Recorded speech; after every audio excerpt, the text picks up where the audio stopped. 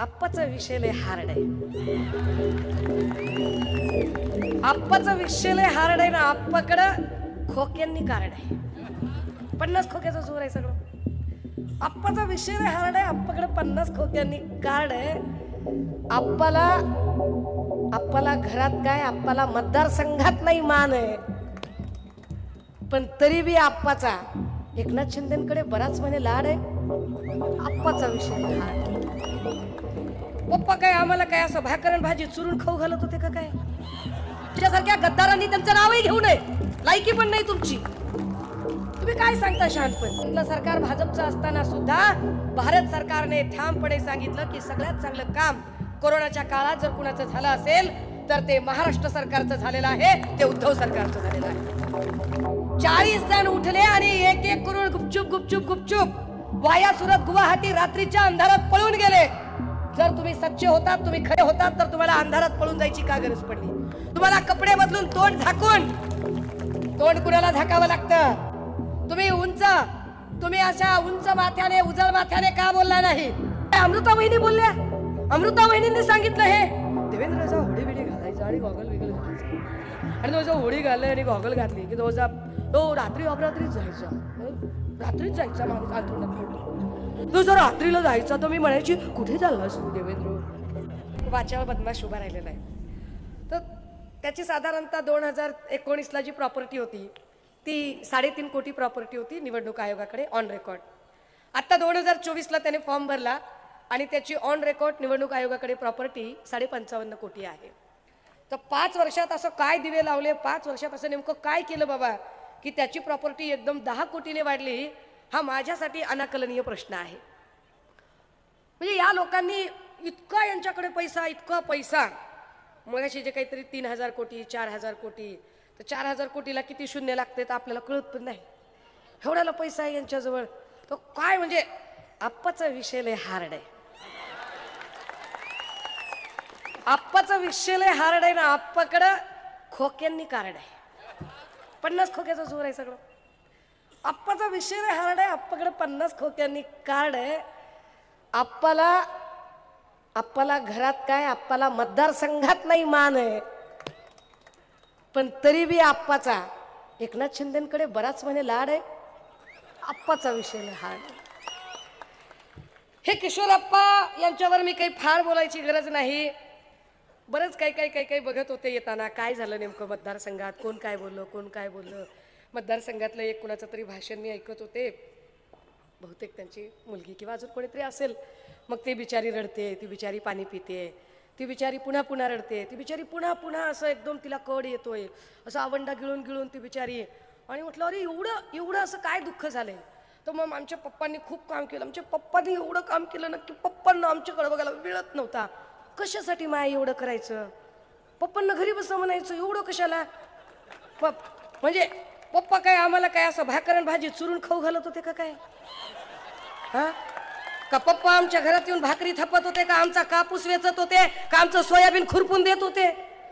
पप्पांनी आमच्यासाठी केलं म्हणजे केलं काय पप्पांनी आमच्यासाठी? आमचे पप्पा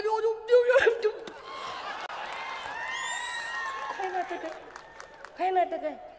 अरे 45 दिवसाची माझी लेक होती. सिझरियन झालं होतं माझं सिझर झालं आणि 45 दिवसाचं माझं बाळ होतं.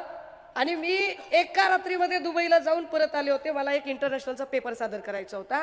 आणि माझ्या लेकीचा मामा इथे विशाल मामा आहे, जो माझ्या लेकराला बाटलीने दूध पाजत होता. हे कधी सांगितलं नाही, पण ते आज ते भाषण ऐकून जरा. माझा वाढदिवस 8 तारखेला होता. तुम्ही सगळ्यांनी ऑनलाईन बघितलं असेल. माझं लेकरू घरी होतं आणि मी बाहेर प्रचारात होते. माझ्या लेकराचा वाढदिवस फेब्रुवारीमध्ये होता. मी मुक्त संवादात पायी फिरत होते आणि लेकरू माझं घरी होतं. काल माझ्या भावाच्या लेकराचा 2 वर्षाच्या बाळाचा वाढदिवस होता आणि तो भाऊ माझा प्रचारासाठी माझ्या सोबत आहे. आम्ही हे सांगत बसत नाही. का सांगायचं नाही? लोकांनी काही तुम्हाला आग्रह केला नाही. नसल जमत तर बसा घरात. कुणी काय लगन चिठ्ठी पाठवली होय तुम्हाला करण्यासाठी? तुम्हाला नाद आहे, तुम्ही करताय, संपला विषय. नाद आहे ना तुम्हाला, तर मग पुन्हा बोलून दाखवू नका मी हे केलं, मी ते केलं, मी असं केलं, मी तसं केलं. तुम्ही आयत्या पिठावर रेगुट्या मारायला बसलात ते सांगत नाही.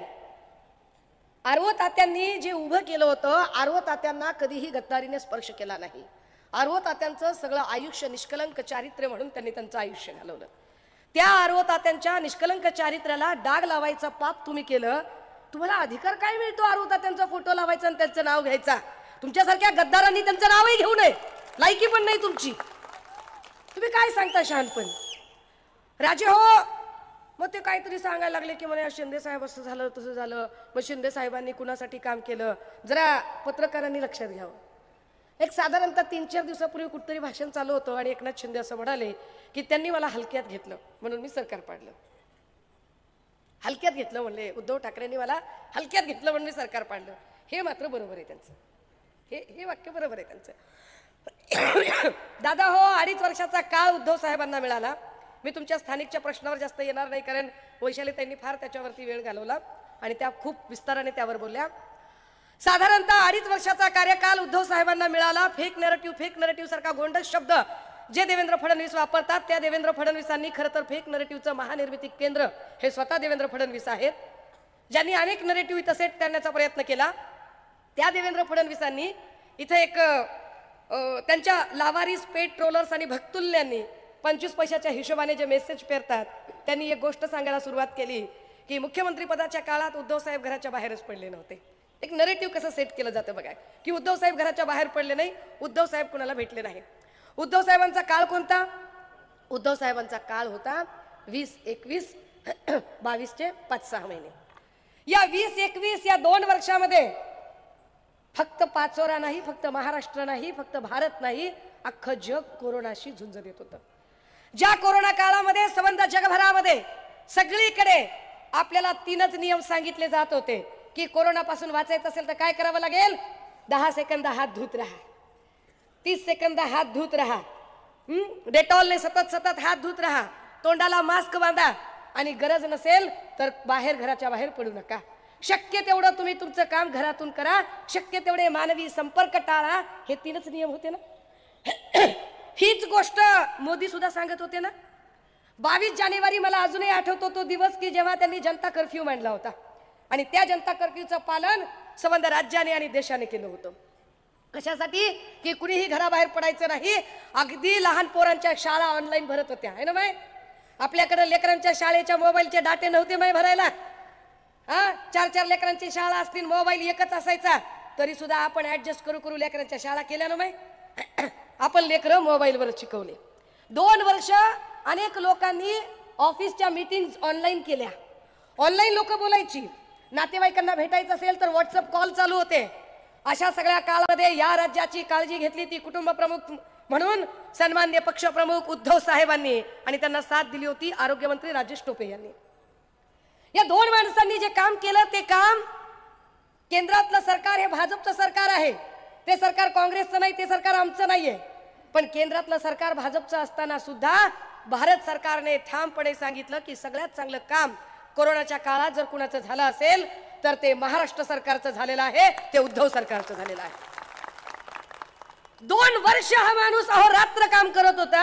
आपल्याला आपल्या घरातल्या माणसासारखं त्या ऑनलाईन येऊन प्रत्येक गोष्ट सांगायचे, असं करा तसं करा, भाज्या टिकणाऱ्या विकत घ्या इथपर्यंत सांगायचे ते, की बघा भाजीपाला आणायला सारखे बाहेर पडू नका, कडधान्य वापरा, डाळी वापरा, त्याच्यात प्रोटीन असतं, त्याच्याने तुम्हाला ताकद मिळेल, मोड आलेली धान्य खा. किती बारीक बारीक गोष्टी ते समजावून सांगायचे. एवढं बारकाईनं आम्हाला कधी याच्या आधी कोणत्या नेत्याने सांगितलं नव्हतं. कोरोना संपला, पुढे काय झालं? पुढे उद्धव साहेब आजारी पडले. आजारपण इतकं भयंकर होतं, मणक्याचा आजार जडला, शरीराचा कुठलाही भाग हलत नव्हता, माणूस मृत्यूशय्येवर गेला.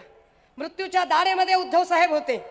आदरणीय रश्मी वहिनी कावऱ्या बावऱ्या झालेल्या, त्यांच्या डोळ्यात काहूर, आपला नवरा, आपलं सौभाग्य, आपलं कुंकू मृत्यूच्या दाढेमध्ये आहे. आपली 2 लेकरं पंखाखाली घेऊन ती माऊली टुकुर टुकुर टुकुर त्या ICUच्या लाल दिव्याकडे बघायची की काय होणार आहे, आपला नवरा जगेल की वाचेल. तिच्या डोक्यात हे नव्हतं की सत्तेचं काय होईल, मुख्यमंत्री पदाचं काय होईल, त्या खुर्चीचं काय होईल. कारण अमृता वहिनीमध्ये आणि रश्मी वहिनीमध्ये फरक आहे दोघींमध्ये. त्या माऊलीला एवढंच बिचारीला पडलेलं की आपल्या नवऱ्याचं काय होईल, आपल्या सौभाग्याचं काय होईल. आपला नवरा आजारी आहे, तो मृत्यूच्या दाढेत आहे, तो मृत्यूशय्येवर झोपलेला आहे, काय करावं. पण त्याच वेळेला मुख्यमंत्री साहेबांकडे, उद्धव साहेबांकडे काय होतं? मुख्यमंत्री पद होतं. काय करायचं या मुख्यमंत्री पदाचं? मग त्यांनी जवळची काही माणसं बोलावले, काय करावं काय नाही. मग एका माणसावर नजर गेली. माणूस आला होता पोट भरायला म्हणून मुंबईत आला होता. आधी पोट भरण्यासाठी रिक्षा चालवत होता. रिक्षा चालवणे चांगली गोष्ट आहे, ती कष्टाची गोष्ट आहे. कारण रिक्षा चालवायला सुद्धा प्रचंड कष्ट लागतात आणि कुठलंही काम कमी जास्त नसतं. प्रत्येक कामाचा एक मोठा सन्मान असतो. मग ते शिवसेनेच्या शाखेवर यायला लागले. बघता बघता बघता शिवसैनिक झाले, शाखा प्रमुख झाले. शाखा प्रमुख झाल्यानंतर मग हळूहळू विभाग प्रमुख झाले, मग नगरसेवक झाले, मग महापौर झाले, गटनेते झाले, आमदार झाले, मग नगर विकास मंत्री झाले. आणि करता करता करता उद्धव साहेबांचा स्वभाव भोळा, साधा सरळ माणूस. आणि मग काय करायचं तर मग आदित्य दादांनी, वहिनींनी सगळ्यांनी ठरवलं की चला आपल्या घरातला माणूस आहे, आपल्या हातचे चहा पोहे खाल्ले, मातोश्री मीनाताई ठाकरेंच्या हातचे चहा पोहे खाल्लेले आहेत, तर चला विश्वास टाकूया या माणसावर. आणि एक कागद सही करून दिला की राज्याचा कारभार करण्यासाठी कुणीतरी एक प्रतिनिधी पाहिजे. एक एक एक एक नेता, एक गटनेता म्हणून तो गटनेत्याचा कागद दिला. खरंच हलक्यात घेतलं उद्धव साहेबांनी. उद्धव साहेबांना त्याची काय म्हणजे हेच नव्हतं की असं काही पुढे होऊ शकतंय. तो कागद दिला. साहेब आजारी आहेत, ते मृत्यूशी झुंज देत आहेत आणि त्यांच्या आजारपणाचा गैरफायदा घेऊन देवेंद्र फडणवीसांनी फूस लावली. आणि एकनाथ शिंदेंना ज्यांनी आम्ही हलक्यात घेतलं होतं त्या एकनाथ शिंदेंनी गद्दारी केली. समोरासमोर भिडला असतात, लढला असतात तर निश्चितपणे तुम्हाला बोलायला तोंड राहिलं असतं. इथे काहीतरी किशोर पाटलांच्या मंचावरून कुणीतरी शानपण आणि तत्वज्ञान पाजलत होतं, त्यांना ते माहिती असलं पाहिजे. बंड कशाला म्हणतात, उठाव कशाला म्हणतात. उठाव तेव्हा म्हटले असते जेव्हा 40 आमदार उठले असते, बाजूला गेले असते, पत्रकार परिषद घेतली असती, पत्रकारांना सांगितलं असतं की आम्हाला ही कार्यपद्धती मान्य नाहीये म्हणून आम्ही बाहेर पडत आहोत. पण तसं केलं नाही. 40 जण उठले आणि एक एक करून गुपचूप गुपचूप गुपचूप वाया सुरत गुवाहाटी रात्रीच्या अंधारात पळून गेले. जर तुम्ही सच्चे होतात, तुम्ही खरे होतात तर तुम्हाला अंधारात पळून जायची का गरज पडली. तुम्हाला कपडे बदलून तोंड झाकून, तोंड कुणाला झाकावं लागतं. तुम्ही अशा उंच माथ्याने उजळ माथ्याने का बोलला नाही, का तुम्हाला तोंड झाकावं लागलं. आपण बोललो त्यांनी तोंड झाकलं म्हणून आपण बोललो नाही. आपली भाऊजाई बोलली, आपल्या अमृता वहिनी बोलल्या. अमृता वहिनींनी सांगितलं हे देवेंद्रचा होडी बिडी घालायचा आणि गॉगल विगल घालायचा. आणि तो जो होडी घालले आणि गॉगल घातली की तो रात्री अपरात्रीच जायचा, रात्रीच जायचा माणूस अंथरुणात उठून. तो जर रात्रीला जायचा तर मी म्हणायची कुठे चाललास तू देवेंद्र. आपण बोललो का हे कुणी सांगायचं. हे त्यांनीच सांगितलं. का तुम्हाला रात्रीच्या अंधारात जायची गरज पडली. तुम्ही सच्चे होता, तुम्ही इमानदार होता, तुम्ही उठाव करणारे होता तर तुम्ही रात्रीच्या अंधारात कसे गेलात. तुम्ही रात्रीच्या अंधारात गेलात कारण तुमच्या पोटात पाप होतं, कपट होतं, कारस्थान होतं, षडयंत्र होतं. तुम्ही गद्दारी करणारे होतात, तुम्ही विश्वासघात करणारे होतात, तुम्ही पाठीत खंजीर खुपसला होता. होय होय एकनाथ शिंदेजी, तुम्हाला उद्धव साहेबांनी खरंच हलक्यात घेतलं. तुमच्यासारखा माणूस एवढी गद्दारी करू शकतो आणि पाठीत खंजीर खुपसू शकतो याची उद्धव साहेबांना कल्पना नव्हती. मग ते आता पिक्चर काढायला लागले, धर्मवीर अमका ढमका काय काय काय पिक्चर. आम्ही पण पिक्चर काढणार होतो. आम्हाला एक सत्ता आल्यावर पिक्चर काढायचा आहे. आमच्या लहानपणी आम्ही बघितला होता अलीबाबावर 40 चोर. आता आम्हाला त्याचा सिक्वल 2 काढायचा आहे. सिक्वल 2 देवेंद्र बाबावर 40 गद्दार. आणि मग 40 गद्दारांमध्ये एका एका गद्दाराची स्टोरी, त्यात पाचोऱ्याच्या एका गद्दाराची स्टोरी.